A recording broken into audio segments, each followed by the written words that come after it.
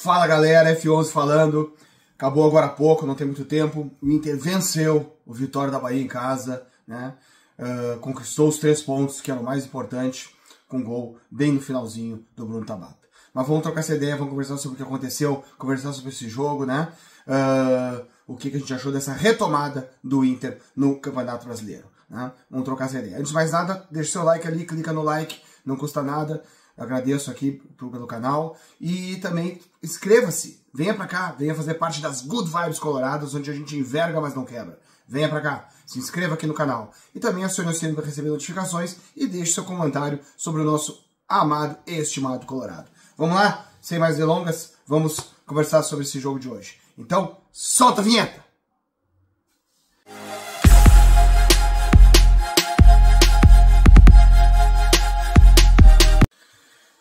Pois então, galera, é isso aí. Acabou agora há pouco. O Inter venceu o jogo. Essa é a primeira notícia que a gente tem que ter. O Inter venceu o jogo. O Inter ganhou, conquistou em casa os 3 pontos, né? Tão importantes, né? Sempre tão importantes, mas neste momento tão cruciais, porque o Inter estava, né, até então, atravessou toda essa parada, né, lá para o Super Mundial, essa parada do Campeonato Brasileiro, na zona do rebaixamento, entre os 4 últimos, e agora com essa vitória, né, sobre o Vitória da Bahia, o Inter então suplanta o próprio Vitória e acaba ficando fora da zona de rebaixamento. E essa é a grande notícia terminada essa rodada. Para não dizer que não é só essa boa notícia, eu pensaria mais 2 boas notícias, né?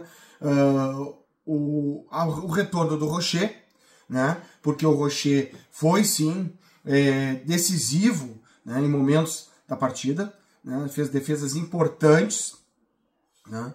E acabou salvando o Inter de ter tomado um gol. Então, um outro aspecto, né, além do primeiro aspecto, que é a conquista dos 3 pontos, é esse retorno do Rocher, e me parece nas condições e já mostrando o talento que nós todos sabemos que ele tem, a importância que ele tem para o Internacional, né?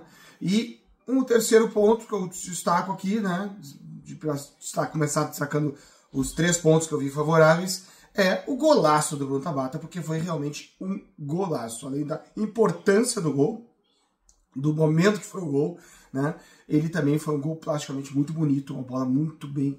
O Tabata pegou na veia e botou a bola no ângulo, estufando a rede. Realmente foi um golaço. Mas dito isto, né, pensado, ressaltado essa questão da pontuação, do retorno do Rocher e também do Tabata fazendo esse golaço, de resto a gente realmente tem preocupações, né, eu diria assim.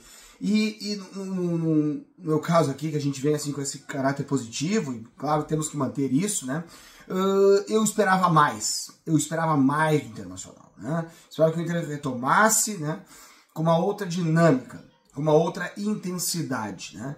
Eu não sei como é que é a questão do trabalho físico, né, que eu sei tão bem feito pelo excelente Paulo Paixão, mas não sei se isso não foi desenvolvido agora, né, se nós ficamos mais no trabalho técnico, ou teve uma carga na parte física, porque parecia o time meio pesado, meio pregado, né, nesse sentido, né, o time estava lento, essa é a verdade. O Inter não fazia a transição com a velocidade que deveria se exigir. O Inter não tinha velocidade na troca de passes, a bola não rolava com velocidade. Não é nem a questão da velocidade do jogador em si, né? Mas o Inter está com uma dinâmica de jogo onde a bola chegue ao companheiro com a velocidade, com toques rápidos, né? Com a movimentação rápida, com jogadores com deslocamento e aparecendo, não, né?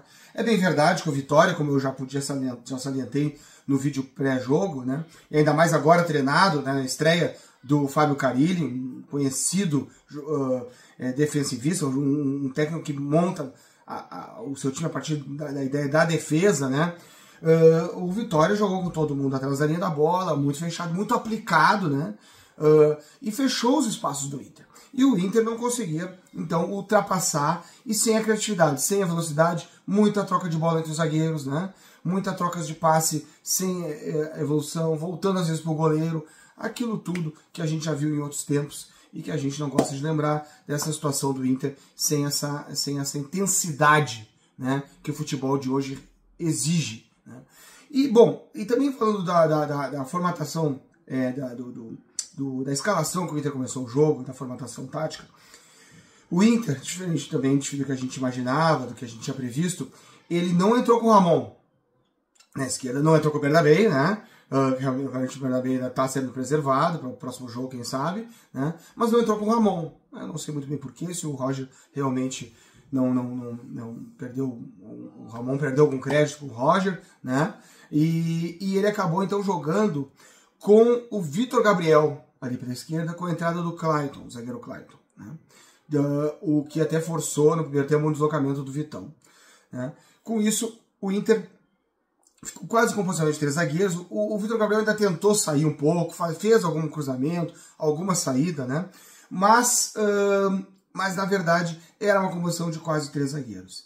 Isso, o Thiago Maia um pouco mais avançado, também com alguns erros de passe, né? E aí não é só o Thiago Maia, depois eu vou dizer, mas é o Inter realmente com problema de passe, né? Problemas técnicos graves e que realmente aquém até da qualidade dos jogadores em campo. Então, essa questão toda da troca de passes, muita lentidão, e essa formação dos 3 zagueiros acabou dando uma característica mais de lentidão ao time, né?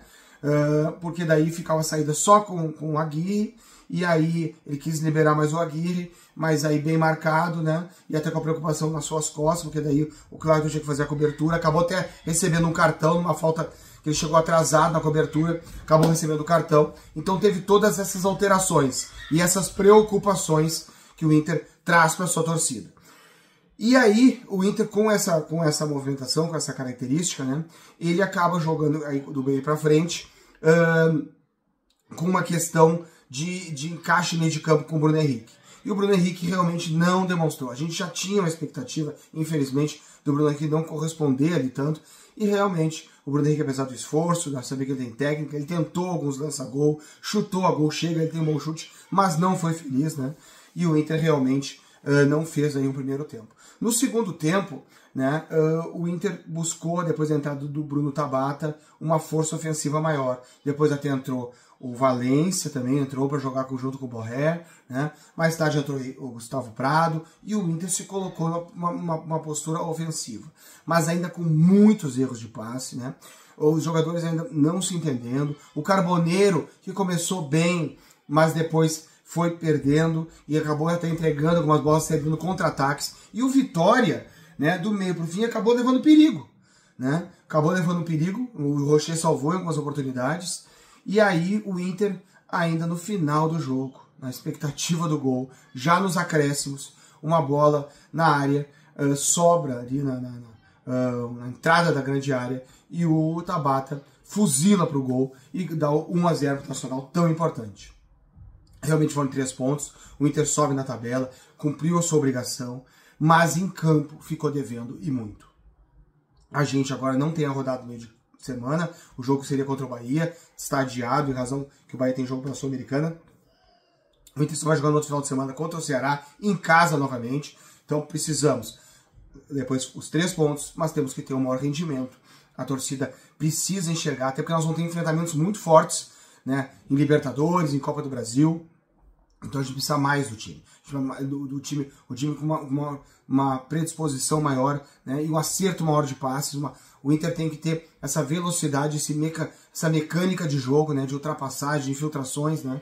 Vamos ver o Bernabé que retorna, isso já deve dar uma melhorada, mas temos que acertar essa engrenagem do meio de campo. O Alan Patrick jogou, fez alguma coisa, mas ainda muito longe do que o Wesley, também muito abaixo. Se bem que o Wesley também, com essa formação dos 3 zagueiros, o Wesley jogou mais pelo meio, dando espaço pelo Aguirre para a direita, o Carboneiro pela esquerda, e aí o Wesley jogou um pouco mais centralizado. Não funcionou. O Wesley sumiu do jogo, depois quando o Carboneiro saiu e entrou o Tabata no segundo tempo, aí o Roger tentou colocar novamente o Wesley na esquerda, mas já ia ameaça do jogo e o Wesley também não apareceu bem.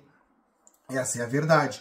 E nós com o Carboneiro e o Wesley, jogadores de velocidade, né, abaixo do seu rendimento, é preocupante, aí fica faltando essa peça. E o Tabata deu mostras ali, no tempo que esteve em campo, de que tem, sim, a princípio, essa titularidade aí, ao meu ver. Vamos ver como é que o Roger se prepara, temos a semana pela frente, mas precisamos aí melhorar no rendimento, na intensidade. Futebol exige intensidade e o Inter não teve nenhuma intensidade no jogo de hoje. O que fica são os 3 apontamentos que eu fiz, em especial a pontuação, os 3 pontos conquistados, o alívio e a saída daquela zona, né, que não, nenhum colorado quer estar, a zona do rebaixamento. E vamos para o próximo jogo, esperando novamente vitória, mas com melhor desempenho em campo. Tá bom? É isso por hoje. Vamos lá, tamo junto, a torcida sempre junto, apoiando. A torcida tava lá no estádio, cantou no final, apoiou. Em algum momento tem uma crítica, a torcida tem o direito, não estava vendo aquilo que esperava, mas ao final a torcida cantou, vibrou e saudou esses 3 pontos. Vamos lá, Dário Colorado, tamo junto, sempre a vitória!